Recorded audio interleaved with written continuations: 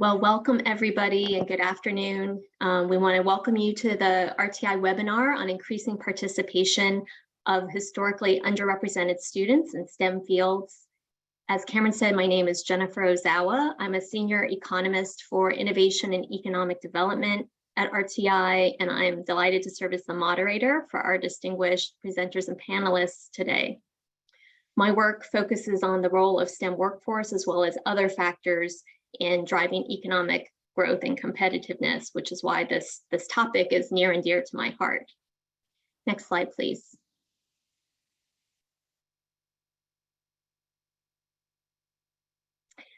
Our two presenters today are my RTI colleagues, Frank McKay and Rebecca Stanley. Both Frank and Rebecca bring over 20 years of experience as classroom teachers, coaches, and designers of professional development for educators. Rebecca Stanley has an education doctorate in science education, and Frank is finishing his this fall in curriculum, teaching, and learning. Our distinguished discussants are Dr. Malada Hill, who is Assistant Superintendent for K-12 instructional programs at Cumberland County Schools in North Carolina, and Mr. Louis Lopez, who is Director of DoD STEM programs in the Office of the Undersecretary of Defense for Research and Engineering. Next slide, please. So to kick us off, it's good to remind ourselves why we care about STEM workforce. And this is because the availability and diversity of STEM workforce talent in the United States and skill sets are critical to U.S. innovation, to economic growth and competitiveness, and to our national security. The size of the U.S. labor force today is roughly 164 million people. And within that workforce, there are 50 million employed workers who are college graduates. 37% of those report having obtained a bachelor's degree in science or engineering. In terms of earning outcomes, STEM workers who earn a bachelor's degree in a STEM field earn substantially more than those with non-STEM degrees. And also important is that the opportunity for non-STEM bachelor's degree holders to work in STEM jobs that require bachelor's degrees is narrow. So only 6% of non-STEM majors end up in STEM jobs. Next slide. Thus, the focus of today's presentation on initiatives to increase the participation of students of color and other underserved minorities in STEM educational pathways that lead to STEM jobs. So this table presents data that indicates the degree of the gap between African Americans' representation in state populations in 4 states, and also African American representation in the number of engineering degrees conferred to students at the associate's through doctoral degree levels. You could do the same analysis for Latino and Hispanic Americans, Native Americans, and women in engineering degrees. You could also do the same analysis for other STEM fields. Performing this type of analysis, you begin to see how the term the missing millions rolls up. So for example, if you look at the left column with Maryland, you can see that closing the gap of African American students in engineering would mean that we would see a doubling of their representation in the associate's degrees in engineering. We would see a tripling of degrees received by African American students at the bachelor's level, and so on. But if this parity was achieved, and then you look forward 10 years, that is where change, growth, diversity of our workforce really comes from, as these students move into the workforce and take high demand jobs in industry and in government and in academia. Next slide, please.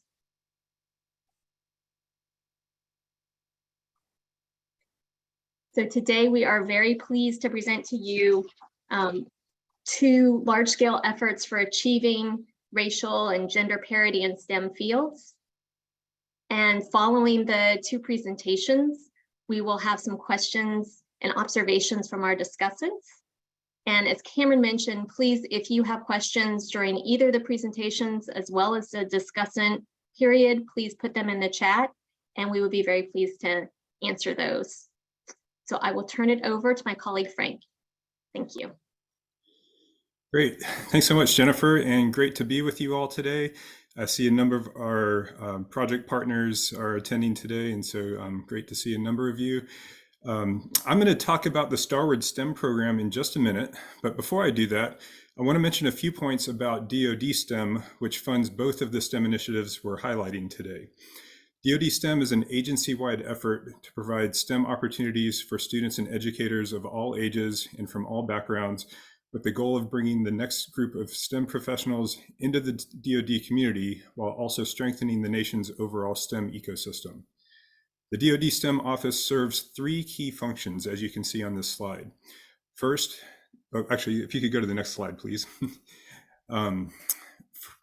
First, they provide STEM leadership for the DoD, perhaps best demonstrated through the 2025 DoD STEM Strategic Plan, which can be found on the DoD STEM website. Second, DoD STEM promotes awareness of the many DoD STEM opportunities available to students and educators through their website, including rich content for educators and students to learn about DoD STEM careers. And third, DoD STEM funds a variety of STEM opportunities for educators and students. Today, you're going to hear about two of these efforts that RTI is supporting. First, I will talk to you about the Starwood STEM program, which is funded through DoD's National Defense Education Program, or NDEP.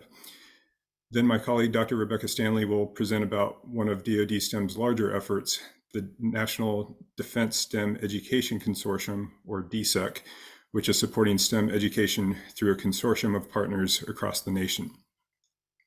Next slide, please. So I'm going to talk to you about the Starwood STEM program, which I have to say is one of the most exciting programs I've had the opportunity to work on while at RTI, and I think you'll come to see why as I talk about it.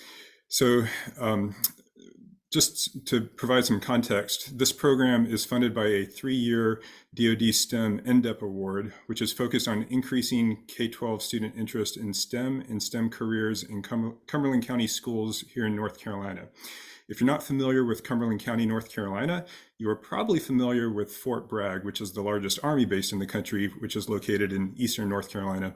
And Cumberland County is the school district closest to Fort Bragg. To understand our theory of change behind Starwood STEM, I'd like to ask all of the STEM professionals and STEM educators in the audience a rhetorical question. When did you first get hooked on STEM? I'm going to guess that it was not a test or a textbook. You were likely inspired by an experience or a person who ignited your curiosity and your desire to learn more about the world around you. In Starwood STEM, we call these experiences for students STAR experiences, meaning something they'll always remember. Starwood STEM is focused on providing students STAR experiences both in and out of the classroom to ignite their passion for STEM and to increase interest in STEM careers. The name Starwood, of course, has a double meaning since Starwood STEM is also focused on learning about space, which I'll talk more about in a minute. First, I'd like to share a little bit more about our program objectives. Next slide, please. So we have 5 main program objectives that are focused first on building teacher capacity to do project-based learning, or what we refer to as PBL, in the classroom. We're focused on increasing and expanding student engagement to STEM, especially for students from demographics traditionally underrepresented in STEM fields. We are focused on increasing youth interest in STEM career pathways, and we're also working to build the district's capacity to sustain STEM and PBL implementation over time. I think these objectives really speak for themselves, but you're probably wondering what type of STAR experiences are we providing as we work to achieve these objectives, and how do we provide those experiences? So if we can go to the next slide. I'd like to talk a little bit about our partnerships, because partnerships are a key strategy in achieving these program objectives, and they're a key part of being able to provide a number of rich STEM learning experiences for teachers and students. We actually have a relatively small team supporting Starwood STEM at RTI. The program is really built around several key partnerships, including DoD STEM, who's the funder, Cumberland County Schools, who's our primary partner, DreamUp, which is an organization that helps students from grades kindergarten through college launch experiments to the International Space Station. And we're also partnered with the U.S. Space and Rocket Center, which is providing virtual programming for schools from their location in Alabama. I also want to highlight our partner, the Emerging Technology Institute here in North Carolina, who helps connect us to STEM experts in the region and around the country. Partnerships and connecting students to real-world STEM experts is really important in this program, and we would not be able to build the partnerships and provide access to the STEM professionals that we're providing in the program without all of these partners working together to bring STEM experts in as volunteers in the program. Next slide, please.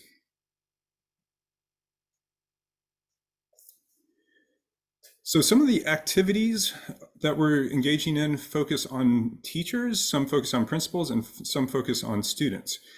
First and foremost, we are focused on teachers and principals, because we know if we want teachers to create STAR experiences for students, we need to provide educators with STAR experiences themselves. Our training with teachers and principals models activities we expect to see in the classroom, which not only includes hands-on STEM activities, but also strategies that help build classroom culture conducive to inquiry and collaboration. Based on best practices in adult learning, teachers receive more than 50 hours of professional development, followed by job-embedded coaching throughout the year. We also believe strongly that we can't work with teachers in isolation. If we want teachers to shift towards student-centered instructional practices, we also need to provide training and guidance for principals. So Starwood STEM provides intentional support for school leaders throughout the program. Next, we focus on students, and this is the part that I get really excited about. One of the really fun parts of the program is that we run a design challenge where students investigate real-life problems involved in space travel, and then they work in teams to design experiments for the International Space Station. We're excited to be launching the first 3 winning Starwood STEM projects to the ISS this November aboard SpaceX 26.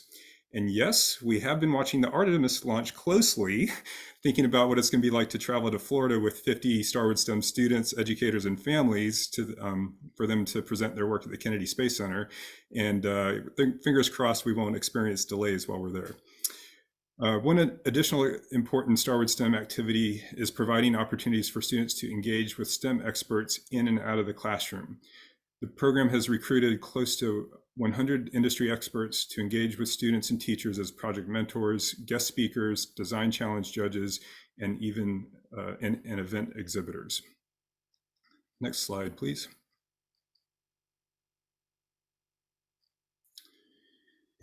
So I'd like to talk a little bit about the schools and the students we're working with. And this is where I return to the question of how are we increasing STEM participation for students traditionally underrepresented in STEM. It's important to know that this is a very targeted program. In designing the program, we worked closely with Cumberland County Schools to identify schools across the district where this program would be most likely to have an impact on students underrepresented in STEM. Rather than picking schools scattered across the district, we intentionally selected schools in a single attendance area, also known as a feeder pattern, that has not historically received opportunities like Starwood STEM. The goal is to strengthen the STEM ecosystem in this part of the district through training and through building of community partnerships to support STEM in schools so that these students continue to experience quality STEM programming over the course of their K-12 experience. And we do have students from kindergarten through 12th grade in the program. Currently we have 7 elementary schools, 2 middle schools, and 1 high school. Actually, I'm corrected on that. 8 elementary schools, 2 middle schools, and 1 high school. Next slide. This next slide shows demographics that highlight how the program is reaching the intended student population. We currently have about 2,000 students engaging in the program.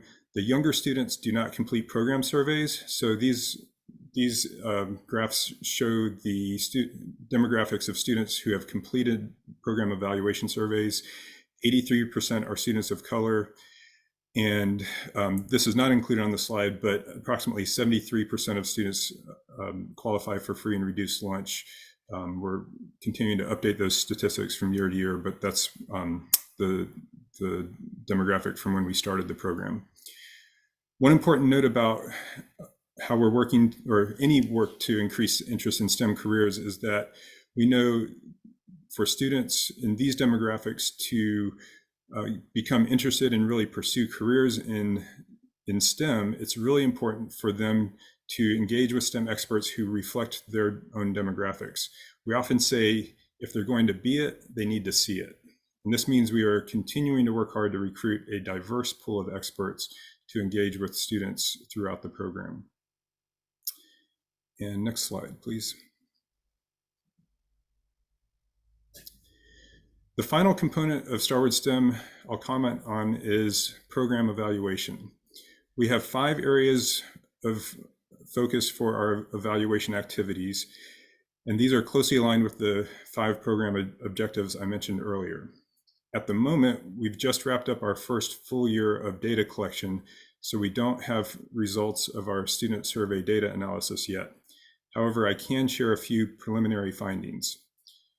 First, teachers and principals have described several ways that both PBL and other program activities are impacting students. Themes we've heard include increased student engagement, increased ownership in learning activities, and what some teachers describe as deeper learning, meaning more sustained use of academic language and retention of concepts. A second theme we've noted relates to how the program is impacting instruction. Teachers are engaging students in more problem-solving and critical thinking activities, and teachers are feeling more confident in taking risks with new types of instruction in the classroom. One challenge we've heard is the need to ensure PBL is aligned with district-wide curriculum expectations. We know from research and experience that it's important for PBL to be aligned with curriculum standards in the classroom, but we also need to look closely at broader alignment with system-wide structures. While Starward STEM is a relatively small-scale program in a single district, I'll close by saying that we've had overwhelmingly positive response from the students, teachers, and principals in the program. And one of the most powerful things we hear is when parents and even teachers say, "I never knew my student could do this." We are continually asked by educators and STEM professionals around the country how we can expand Starward STEM to other regions. And I'll say that right now we're focused on ensuring the program will be sustained in Cumberland County schools, while we're also excited to see what's possible beyond that. And with that, I'm going to pass the virtual Zoom mic to my colleague, Rebecca Stanley, to share more about the DSEC program, which is expanding access to STEM education on a larger scale across the country. Thanks, Frank. Next slide, please. So as Frank mentioned, the Starward STEM program is in Cumberland County, so it's place-based in North Carolina. And now we're going to switch and talk about a nationwide effort through the Department of Defense. Next slide, please.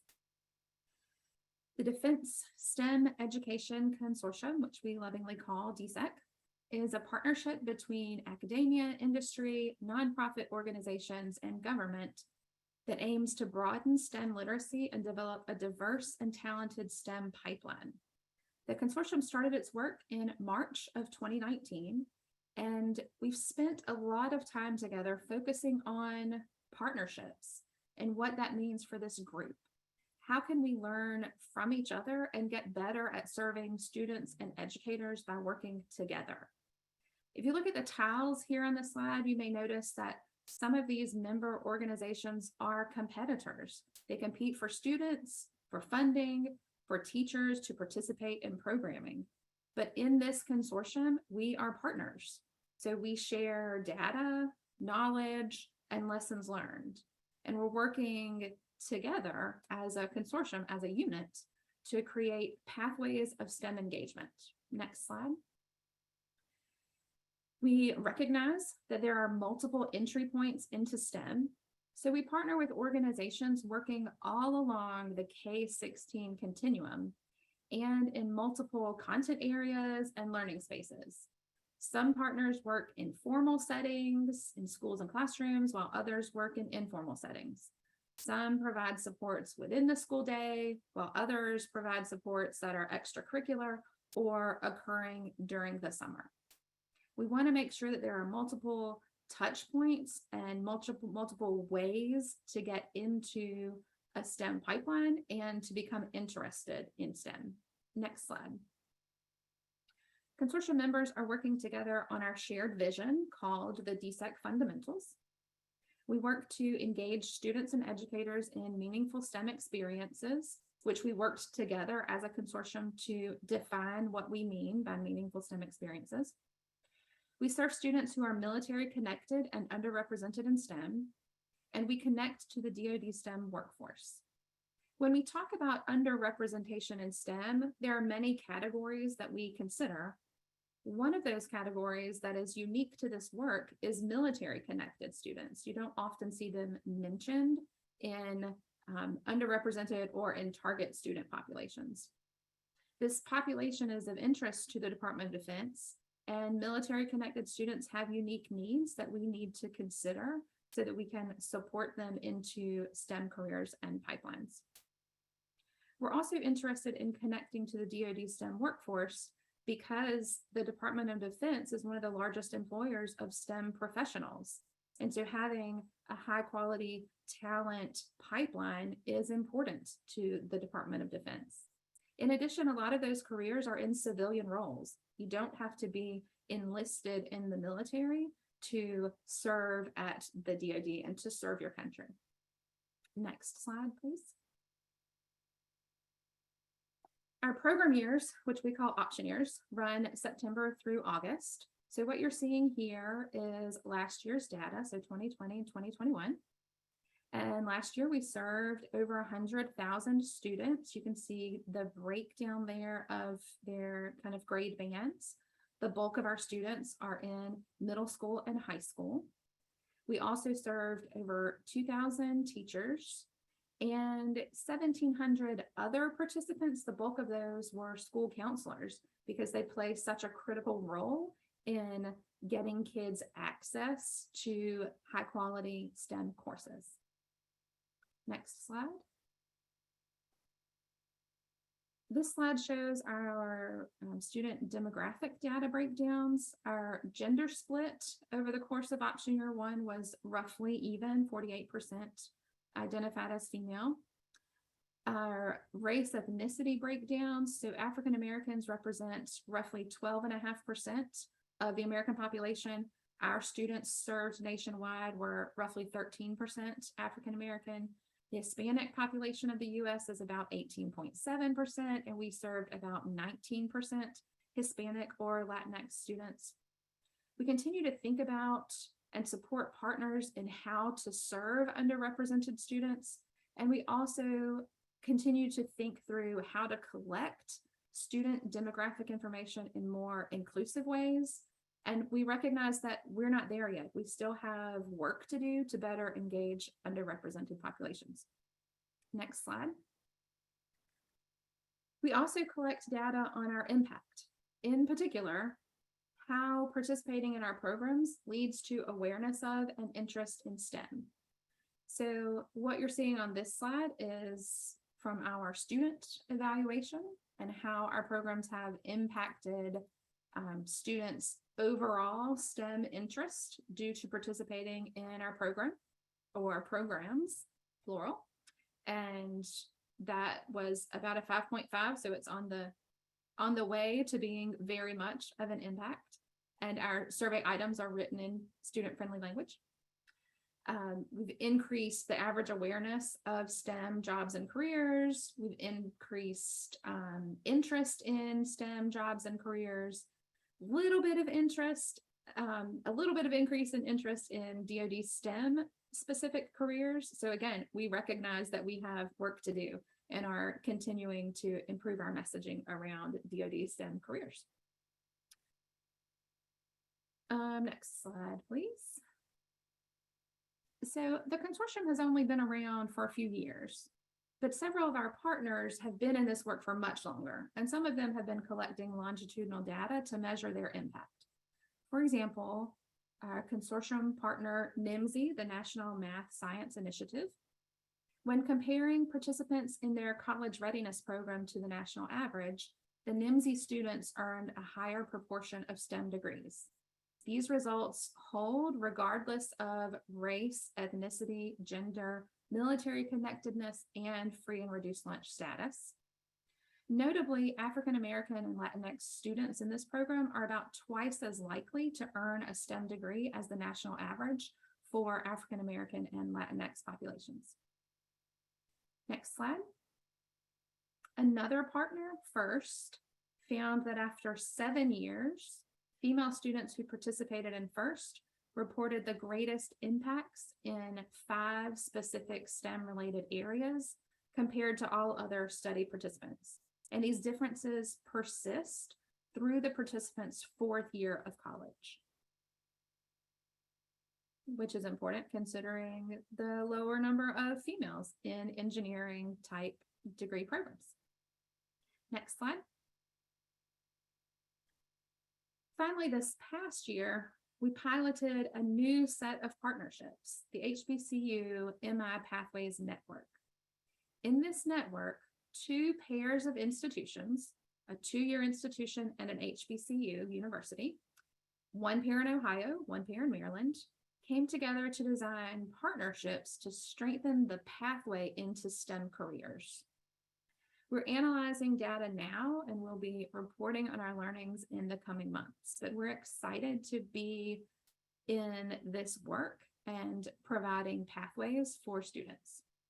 We continue to learn and evolve, and we look forward to your questions and feedback. Thank you. Next slide.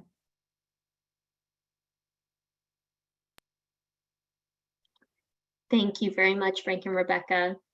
So now I have a few questions that I wanted to ask our discussants, but I'm sure you all have questions as well, so please put those in the chat as we're discussing. So Malada and Louie, one of the questions that I have for you is, what are the early impacts that you have observed thus far from the activities that have been implemented? Thank you, Jennifer, for that question. As Frank described earlier, we targeted very specifically an attendance area. And this past April, when we had our Stalwart STEM Expo, our high school gymnasium was filled with families of interest of what their students were exploring. We had our scholars that were there presenting their work.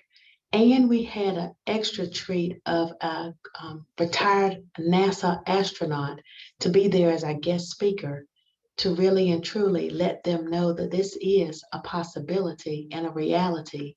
And just the overwhelming feedback that we received from those families was just, that was the climax of our year.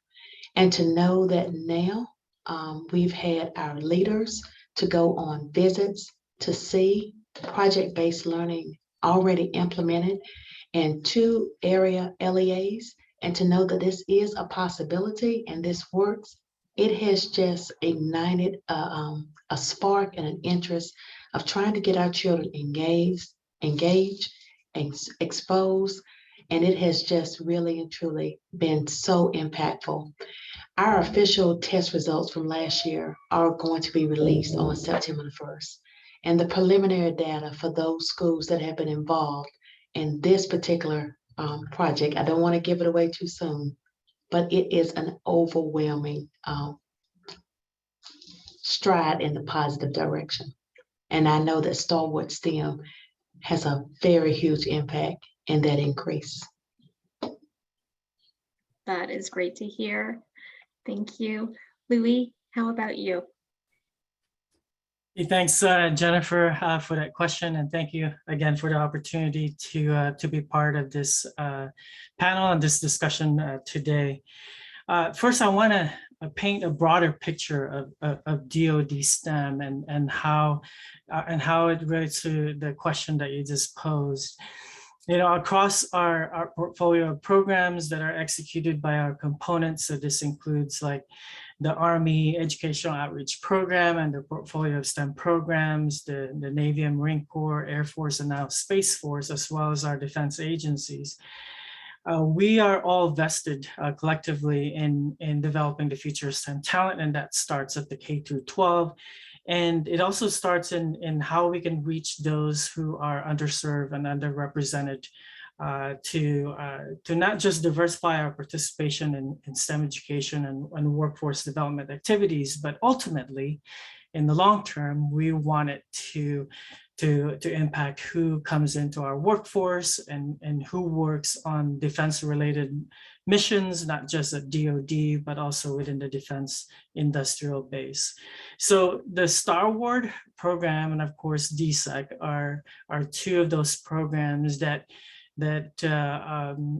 have this common goal, especially in reaching our underserved and underrepresented population. From a broader stroke, we've certainly seen an increase of programs across the department that have taken a closer look of capturing participation rates of our underserved and underrepresented populations to include military connected students.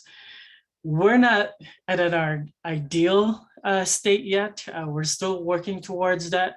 But it's encouraging to see a lot more of our efforts are capturing this. And I'm sure you share the same sentiment that we're not satisfied in just counting the numbers of folks that fit this particular criteria who participate in our programs. We have also specifically identified in our 2025 one of our strategic goals is that we also want to look at what are the barriers that continue to persist, not just in getting students to participate in our programs, but to succeed and continue on to post-secondary studies.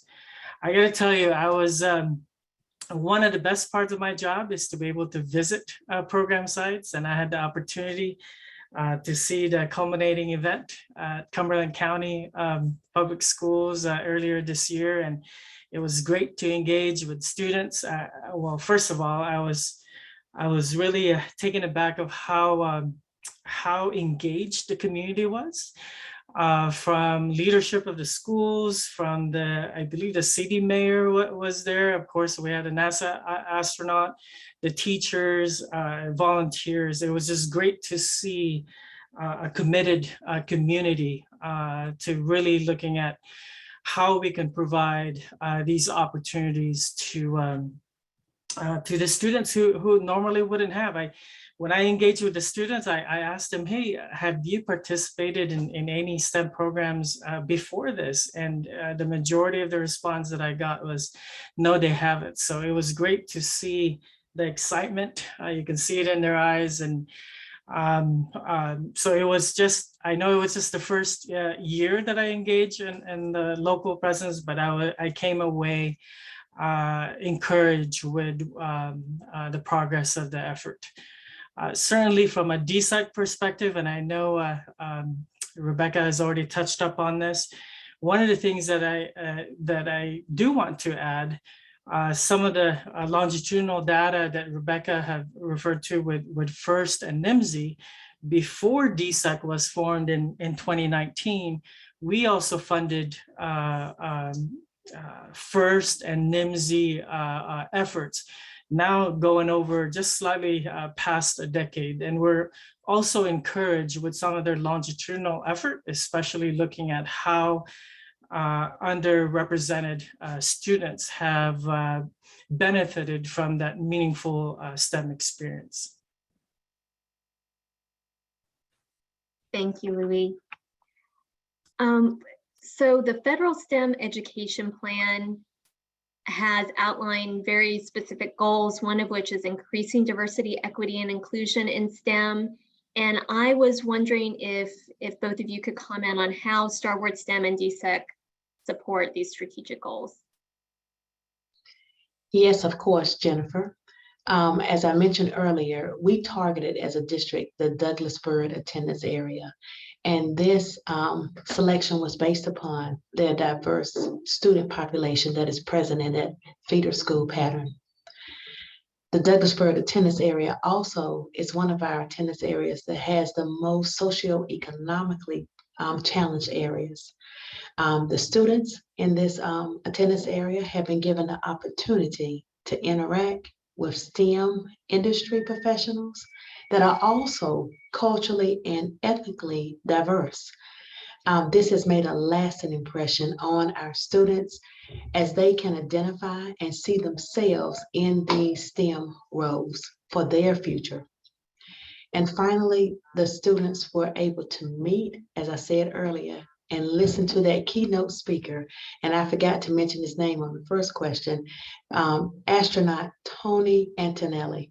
And he was a graduate of Douglasburg High School. And so that really and truly was the reality walking for them and for their families, and to be able to see and have that experience.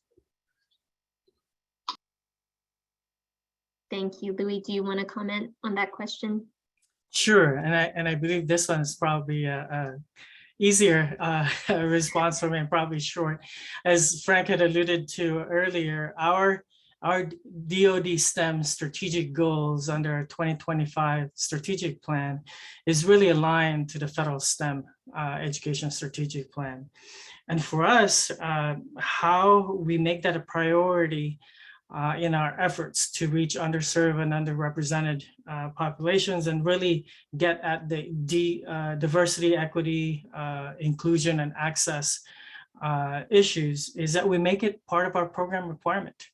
Whether that is the National Defense Education Program solicitation, which RTI and Cumberland County Public Schools and other partners were awarded a grant, and we did that over the past 2 years, and this last year, and shortly here we will eventually announce who were the awardees of our community college regional consortia that's also focusing on underserved and underrepresented populations, especially at the 2-year institution. So making it a part of our program requirement, and being able to partner with organizations that cater and have a reach to these populations is really important to our mission.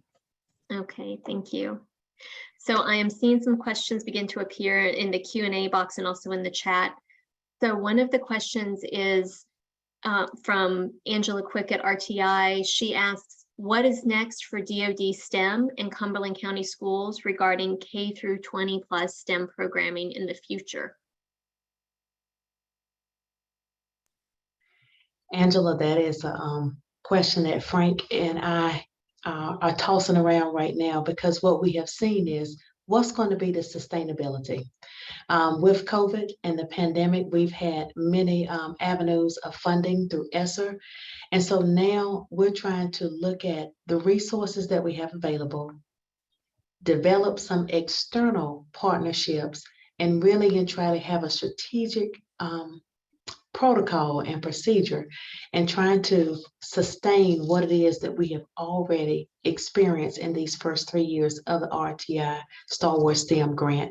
So it is going to be a challenge, but I do know that the resources, the input, and the support is there.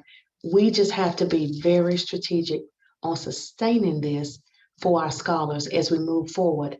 And we're very fortunate here in Cumberland County to have access to 2 universities, being Fayetteville State and Methodist, as well as our community college, FTCC.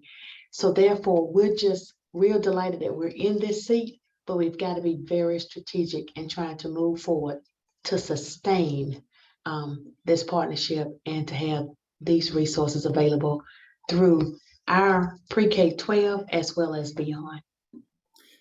Can I say one thing to add on to that?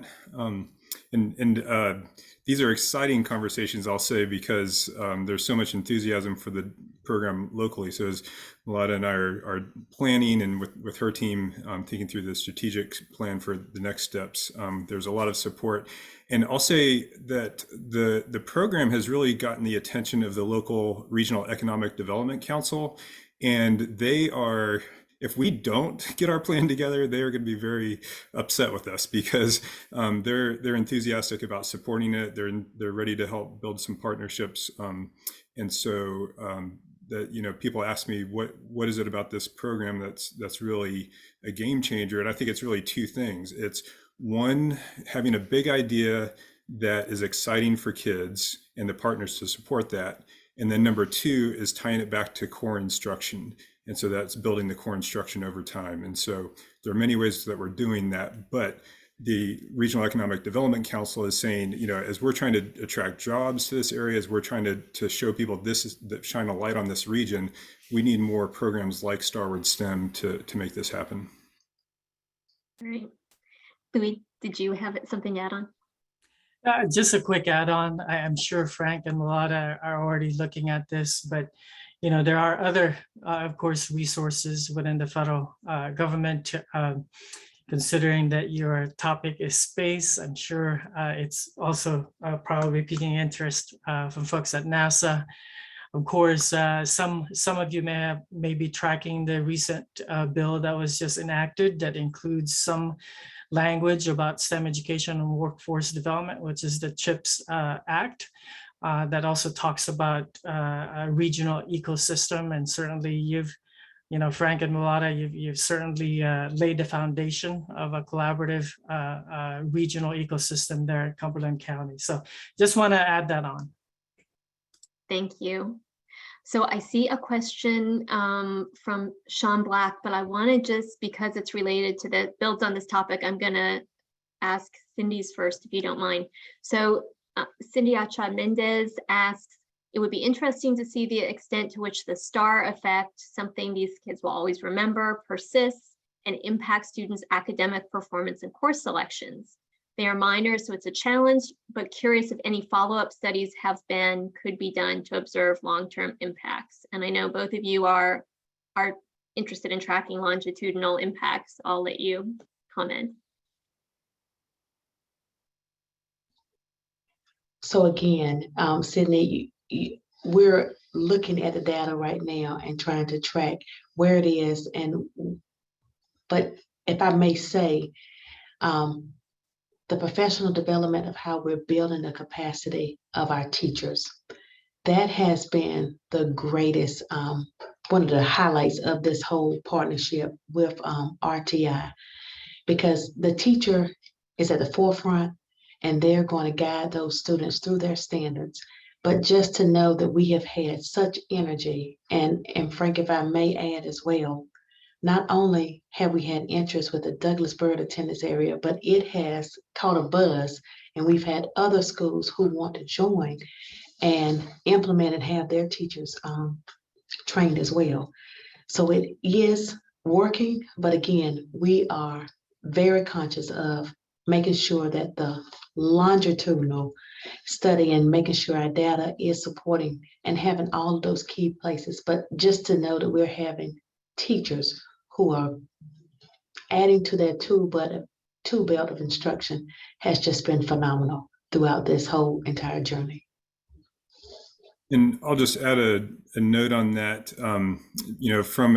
From the research and evaluation lens, if you look at the literature on PBL, it's really challenging to draw a direct line from broader project-based learning to specific math and science scores. But I think what we need to look at next with this program, because our evaluation is focused on student interest and kind of broader look at learning, is how do we use a program like this to do that? What the research says is when you implement PBL, when it's done effectively, it will likely lead to improvement in student learning. And so how do we put a sharper lens on that is a very good question. Thank you. And Rebecca and Louis, I don't know if you also want to respond just from the perspective of DoD with your various STEM programs, tracking to see if the pipeline is expanding. And Rebecca alluded to some evaluation work that's already being done with DSEC. Yes, we have several partners who have longitudinal studies. We also are beginning the creation of a alumni database so that we can continue to go back and collect information longitudinally. That type of data is expensive, and at some point you have diminishing returns because someone is only going to respond to you so many times before they get tired of taking your survey, right? But it is definitely on the horizon for us to try to figure that out. And as Cindy mentioned in her comments, a lot of these participants are minors, so we have to think about FERPA and age-related issues as we continue to ask them questions. Rebecca, I just want to ask a follow-up question. I was involved in a study and it was for post-secondary students. So they created LinkedIn accounts. So that was the alumni network, but that was a great way to just, you didn't have to survey them. You could just kind of see what kind of degrees they have, where they are going. And this was a DOE supported energy efficiency program, but definitely we saw kids that graduated that had these experiences, did pursue energy efficiency careers and stayed in those fields longer than those who had just majored in electrical engineering or mechanical engineering. So yeah, it's interesting that you mentioned that. So we just completed a pilot study of a badging system that we are going to expand in this next program year for participants, and several of our participants who earned badges posted those on LinkedIn and they got some really interesting responses. So similar platform. A badge is similar to a micro credential, right? You complete a program, you do something, you show some competencies, and then you get a digital badge that you can share across your networks. oh, interesting. Thank you. And Louis, how is DoD tracking? So I would say first that longitudinal data is especially in this mission space and in K through 12 is really important to our work. We get this question often if our investment in K through 12 is really a value, or should we invest it more at the post-secondary level. We have great advocates for our efforts in K through 12, not just for our external partners, but also internal, as well as within the Congress.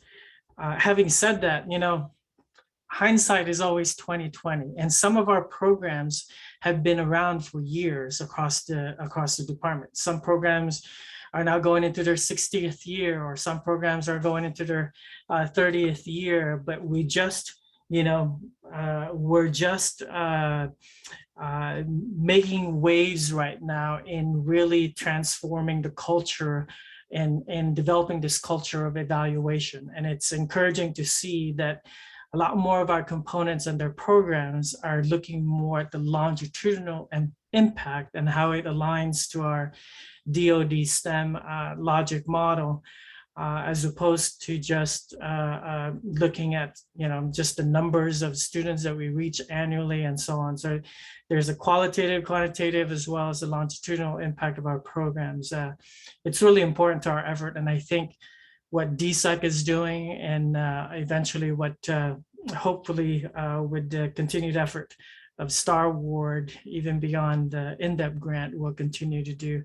And the last thing that I'll say, because sometimes folks would often just ask, well, what's our long-term impact? Well, one of the things that I always come back with that answer is that we have to be committed more than just a year, 2 years, or even 3 years. We can't just flip the switch. If you want a longitudinal impact, then you should have a long-term investment. And that's something that I think some of our folks in the leadership rank, and something that we continue to communicate to folks at Congress who support our efforts. Yeah, that's a very good point. Okay, I want to go back and answer Sean Black's question. So he asked the question, how might we engage more elementary students and educators in this terrific programming and foster a sense of belonging in STEM from an early age? I'm a natural at elementary, and so therefore, when Frank took us to an LEA Greene County, and they have PBL throughout their K-12 program, we visited a kindergarten classroom, and it was in the March timeframe, and so they were building an apparatus for the leprechaun that will be visiting their classroom, and so therefore, as Louis just alluded to, you put your investment to what is important. They had developed a resource room that had all of these recycled materials, from paper towel holders, string, whatever it is, the parents just, so it was a community parent just support throughout. And just for our principals who were on that visit to be able to see the impact and the knowledge of speaking skills, writing skills that the students were engaged in, it was a win-win for our principals who were on that visit. And so therefore, what was clear to us is, yes, we have standards that we have to instruct our students on. We have co-instructional resources. But what they saw was the catch was the vehicle that we're trying to use in order to make the learning happen. So that was a sure win for me, as well as some of our elementary principals that were on board. And so we have to make sure that we're giving them the capacity. Some of our principals went back and revised their master schedules to include a STEM block so that they give the time for those type of experiences. And so please, if you would like to talk to any of our principals at the elementary level who have been involved in this, they would be very delighted to share any additional ideas. But it does work. Thank you. That is a very nice offer. I see a question from Catherine McKnight. For the Starward project, are you integrating culturally responsive teaching practices with the project-based learning approach to help engage traditionally underserved students? Can you please describe? Yes, I'll take a shot at that one. And it kind of sort of goes along with what Milado was saying, because engaging students of all ages, especially elementary students, one shift that we really support teachers in making and focus on is shifting towards a more inquiry-based approach. And I remember talking to a friend of mine who was a scientist once, I said, working with K-12, like, what's the best thing we can teach students?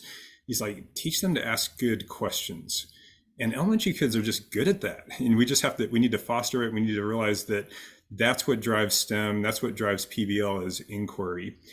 And if we're going to help students engage in inquiry, we also need to think about the entire culture of the school and the classroom. And so with Starward STEM, that's where this goes to Kathy's question, in thinking about culturally responsive pedagogy. We really need to think about what are the classroom practices that we're engaging students in? How are we building a classroom where they feel safe, connected, and like their interests are at the center of learning? How are we doing things like what I was talking about earlier with engaging with experts and professionals who look like them? There are a number of ways that we are doing this in the Starward STEM program. And it's just honestly a natural fit with inquiry and PBL, because when you look at what's embedded within culturally responsive pedagogy, it aligns very closely with a culture of inquiry and PBL in the classroom. Thank you.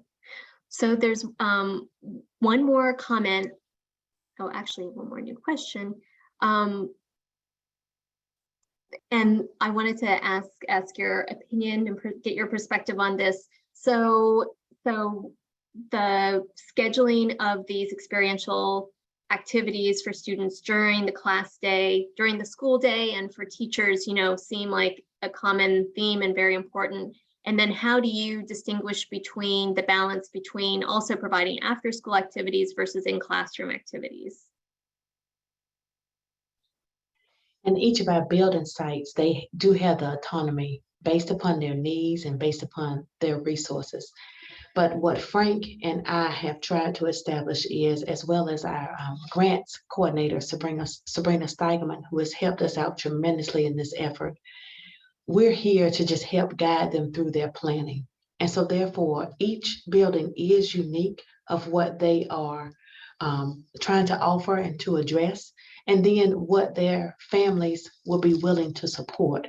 So therefore, it's not a cookie cutter at each of our schools. It really and truly is based upon need and the amount of resources. But what we have seen is exposing them to the training, what their teachers have been exposed to, also going to other schools to visit and see it in action, in place, has just really and truly sparked the level of creativity and going beyond just, this is how it is. No, how can we be creative and manipulate the variables that we can manipulate in order to make the impactful impact on our students?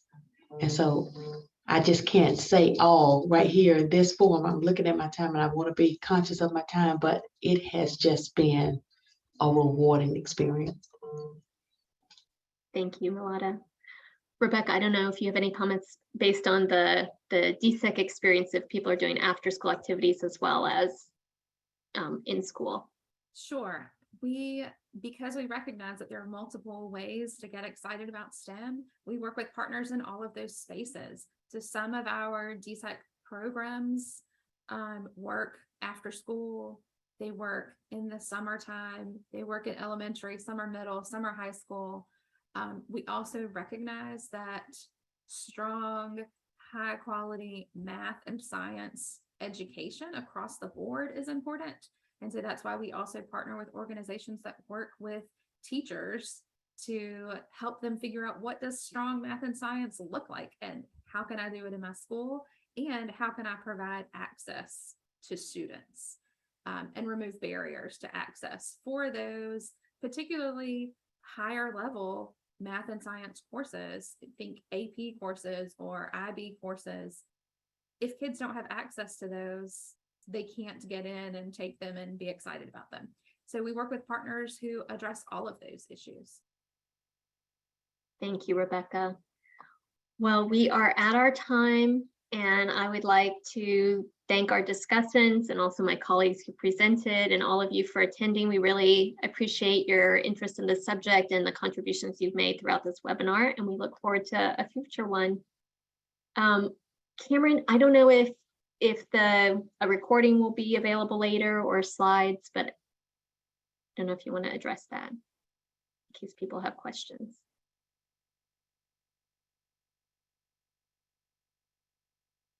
Okay, I think there will be information later. I'll send. So anyway, look for that to be available. But thank you again very much. This concludes our session.